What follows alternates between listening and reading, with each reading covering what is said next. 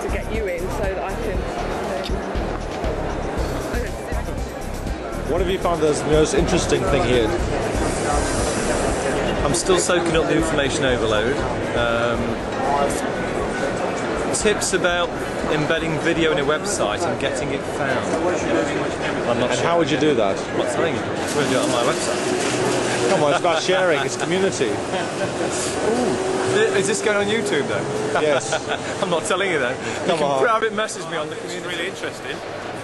Direct marketing over here, internet world over here. This is all about paper-based marketing. Yeah, it's just as big as the web bit. In fact, I think it's possibly bigger than internet world. And how come this lot could be just as buoyant when it's about sending stuff out, which is supposed to be all finished, and this lot be no bigger? That's why they need all these businesses and why they don't need to exist. So far, all of them seem to be go-betweens between two sides of the coin, and the rim of the coin is seemingly useless And endless. and endless. Yeah. It's both thin. So you've got yeah, affiliates, endless. you've got marketing companies that want to advertise, and you've got this go-between company, and a lot of networks that seem to do the middleman's job that the internet should allow to remove from the entire cycle. The internet, the whole idea of it is you don't need these middle people. Yeah, a lot of these intermediation companies, is the... yeah, it should be direct to market, and at the moment there's a lot of intermediates taking a piece of the action that don't really seemingly that we should have. But, and tell us what you think particularly about creative affiliate group. the specific. Yeah. I think it's interesting that they get you to snort chemicals at their stand as a marketing kind of technique. They won't tell you what they do. Strap you in, and then once you're high, they tell you about what they do, and it seems like a good idea. Yeah, actually it makes more sense now if we really think about it. And the other thing is and then they get aggressive. The companies currently don't seem to have their actual people here. They seem to have marketing teams here. Actually, that is a really good point. Yeah, there's a lot of flannel and fill, and people are collecting email addresses and scanning you at all costs. Yeah. We're not talking and it's to you the at all. marketing teams that are scanning you and collecting your information. You're not getting any information. In which case, if you're only going to get data of that quality, you might as well not be here, actually. You might as well buy a database of who was here. Yeah, so the actual people collecting the information and benefiting from the show are the people running the show and in the show, not the people coming to it.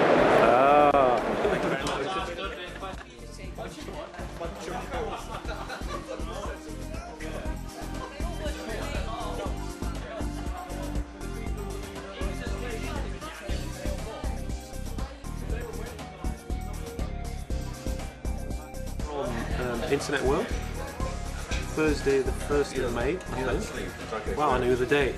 8 hours of driving, we're just back. We're in the Cottage Balti, I think it is, in Easton, and we're just going to work our way through and see whether we can make sense of what we've seen. There we go. This is a leaflet about getting techie programmers at £8 or even $8 an hour.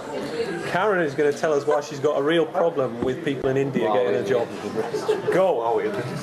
I don't have a problem with anyone anywhere getting a job. I just feel that local jobs should have. That's not what you said earlier. And it's a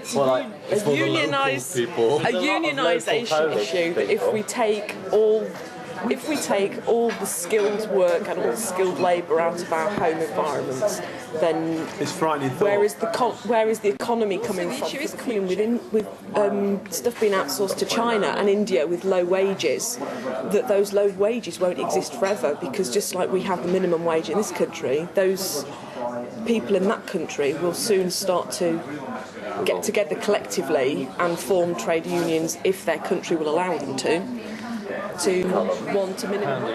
$1 an hour or something to do that. So they're still somebody making a phenomenal amount of money out of this. And although it might be a comparable wage, it's comparable poverty.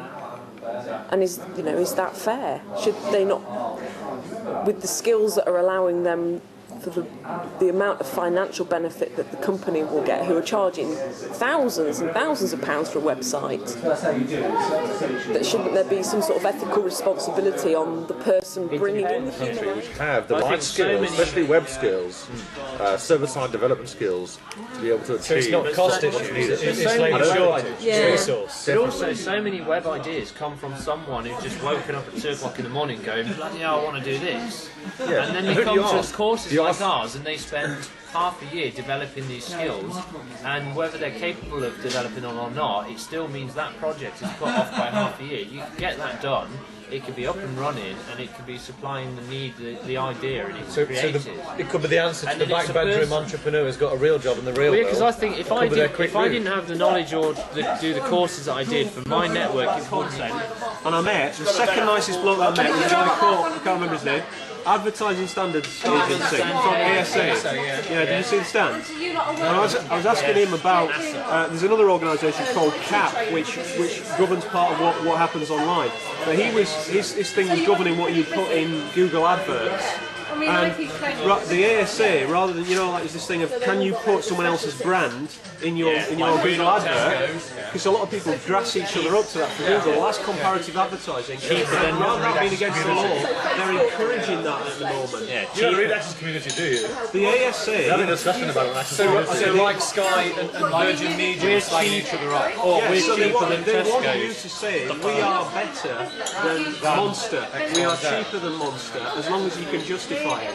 Yeah, as long as So they want comparative advertising. And say, I have actually lived. So you are allowed.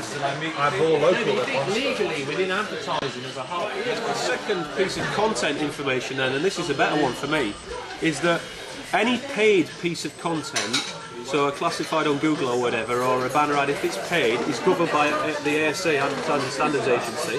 Anything else is classed as editorial and is only covered by trading standards. Now, trading standards hardly ever enforce the law. So really, online, in the UK, you can get away with saying almost anything that you want, as long as it doesn't get you directly sued by the company themselves.